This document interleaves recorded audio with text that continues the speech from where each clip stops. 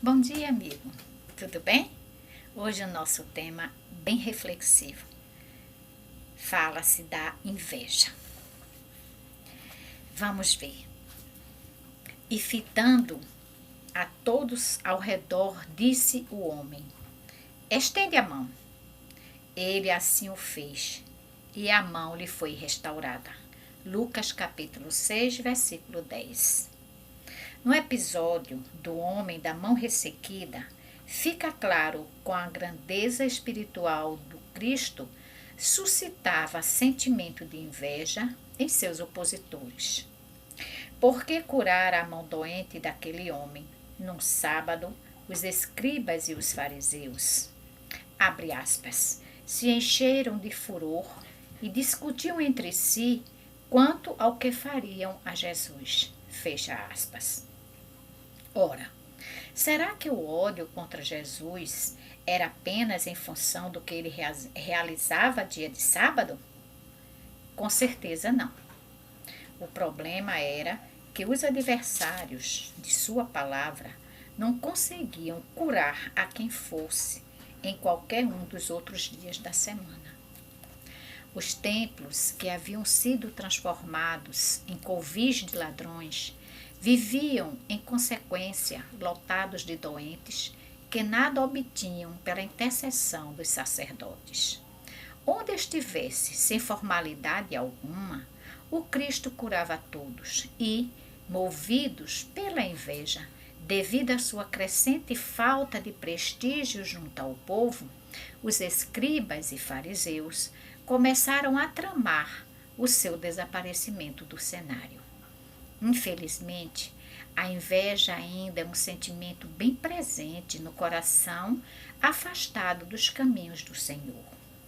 Em vez de o trabalho de alguém nos ser causa de admiração pelo esforço que esse mesmo alguém despende para realizá-lo, por que não conseguimos copiar-lhes os exemplos de renúncia e devotamento? Devotamento nos é motivo de inveja.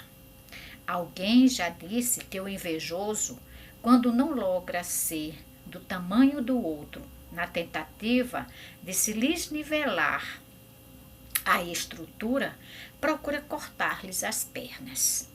Se a criatura invejosa, com a energia mental que despende na crítica maledicente a quem trabalha e faz, canalizasse os seus recursos disponíveis na realização do melhor ao seu alcance, lograria construir bem mais do que tudo que em vão tenta jogar por terra. Bem, meus irmãos, esse é a leitura de hoje e é um tema bem discutido para uma grande reflexão nossa, a inveja. E nós sabemos que a maioria dos acontecimentos negativos, ela vem da inveja de alguém, da inveja de um povo, enfim, da inveja. E esse é um mal destrutivo. É um mal que machuca, é um mal que realmente destrói. Enfim, aquele que tem isso em grande relevância, ele se destrói também. Porque a inveja, o que é que a inveja vai fazer para o invejoso? Ele não vai fazer nada, porque ele se preocupa tanto com o outro que ele esquece de si próprio. Então a inveja só lhe causa mal. E nós sabemos que nós somos criaturas que ainda existe muito mal, ainda existem muitos vícios ruins, muitos hábitos que precisam ser corrigidos. Então, meus irmãos, que fiquemos atentos também para esse tipo de mal que acreditamos não ter em nós, mas que muitas vezes desponta de uma forma que nós nem imaginamos acontecer. Não é verdade? Então veja, Jesus era invejado por aqueles que nada sabia fazer. Na realidade, os escribas e fariseus, eles só pensavam no dinheiro. Eles não pensavam em auxiliar o próximo, pelo contrário, eles exigiam do próximo, né? E Jesus não. Jesus esteve o tempo todo para cuidar de seus irmãos, na palavra e nas ações. Quando ele diz aqui, eu achei muito interessante, né? Quando ele diz aqui, olha, onde estiver, sem formalidade alguma, o Cristo curava a todos. E pela história que a gente sabe da peregrinação de Jesus, o tempo todo ele estava ali para curar, através da palavra, através da imposição da mão. Até mesmo quando a pessoa se aproximava dele e aí a pessoa já se sentia melhor, ele sempre falava, tua fé te curou. Então, em momento nenhum, Jesus dizia, eu fiz. Ele nunca disse isso, né? E aí, quando Jesus estava ali para ajudar todos, as pessoas começavam a alimentar a inveja porque não tinham a mesma condição de Jesus. Mas por que isso? Porque não procuravam nada fazer. Então observava tanto o que Jesus vinha fazendo e esqueciam de que eles próprios poderiam fazer alguma coisa, mas não o faziam. Não o faziam por quê? Porque eles estavam mais preocupados no outro do que em conhecer a si próprio, em conhecer a sua condição, o seu poder. E veja aí, não somos nós assim? Muitas vezes nós nos preocupamos tanto com o outro, o que é que o outro está fazendo, por que é que o outro faz assim, por que faz melhor, por que não sei fazer como ele. E essa preocupação vai nos levando a uma ordem decrescente de aprendizado e deixamos de procurar conhecer as coisas para que a gente também possa fazer, né? Aí diz o seguinte, olha, infelizmente a inveja ainda é um sentimento bem presente no coração. E e é uma coisa que maltrata. A inveja destrói, todo mundo sabe disso. Em vez de o trabalho de alguém nos ser causa de admiração, pelo esforço que esse mesmo alguém despende ao realizá-lo, porque não conseguimos copiar os exemplos de renúncia e devotamento, nos é motivo de inveja. Quando nós percebemos que as pessoas sabem fazer as coisas, que sabem fazer até melhor do que nós mesmos, em vez de a gente fazer uma análise de nós, por que eu não sei fazer? Porque eu não busquei aprender? Porque eu não quero aprender? Ou porque eu tenho preguiça de fazê-lo? Aí o que acontece?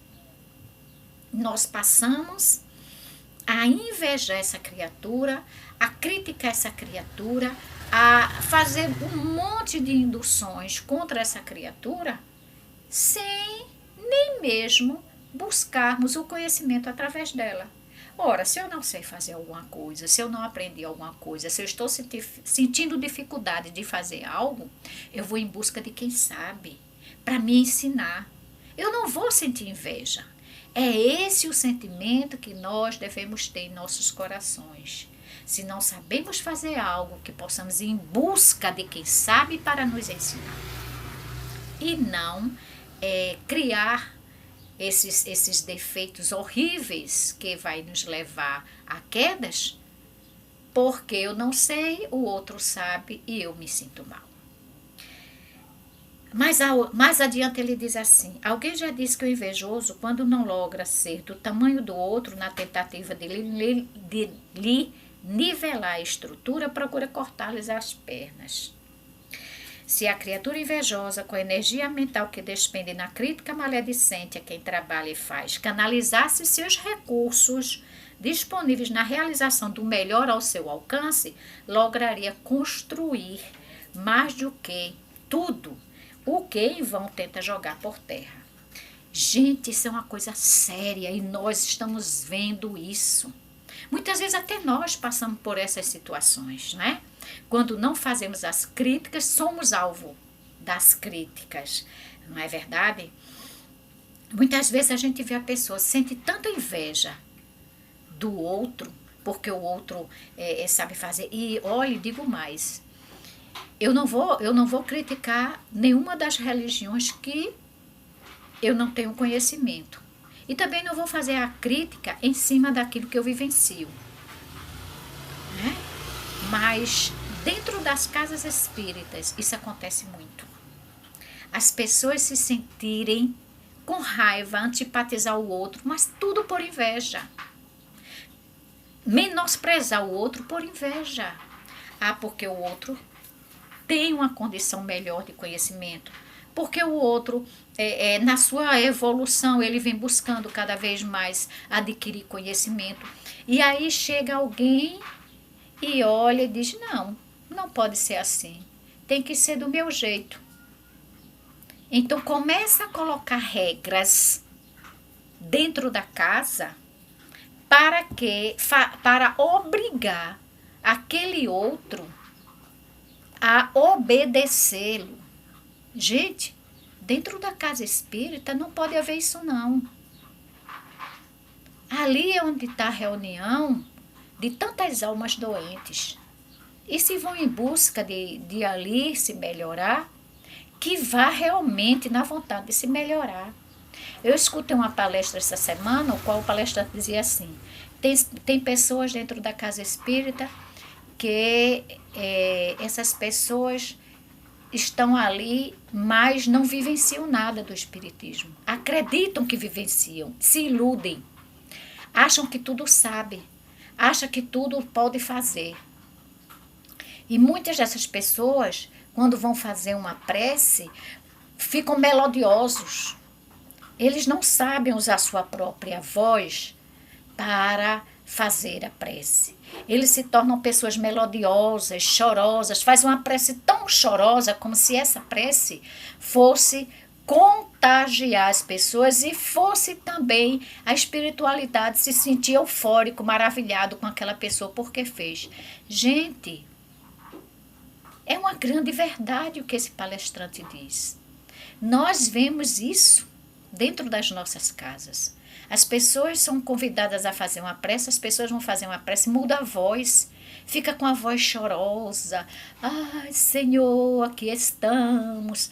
Gente, pelo amor de Deus, vamos ser nós mesmos, pois o Senhor nos conhece, sabe tudo de nós. Não vai ser na hora da prece a voz melodiosa que vai haver a transformação, não. Pelo contrário. Vamos ser nós mesmos. Vamos nos apresentar como somos, pois somos doentes de alma. E todos aqueles que ali estão reunidos devem respeitar um ao outro. Porque todos são doentes.